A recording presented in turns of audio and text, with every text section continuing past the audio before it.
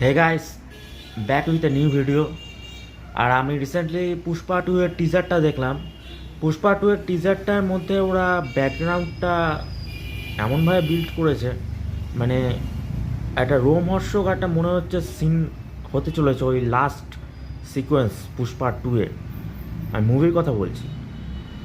আর টিজারে ওইটুকু মুহূর্তের পরিবেশটাকেই ছোট করে কাট কাট করে যেভাবে দেখিয়েছে ওরা, তাতে মনে হচ্ছে পুষ্পা টু মানে নিঃসন্দেহে big heat of 2024।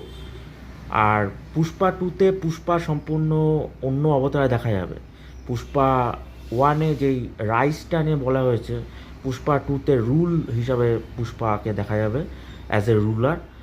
R Pushpa two এখন পুরো চন্দন ব্যবসাটাকে পুরো নিজের কবজায় করে নেবে। এভাবে করে গল্পটা আস্তে আস্তে পুষ্পার সাথে ফাওয়াদ ফাজিল, মানে যে পুলিশ অফিসারের রোল করছে, তার একটা ক্ল্যাশ দেখা যাবে। আর ওয়েল বিল্ড আপ, টিজারটা ওয়েল বিল্ড আপ।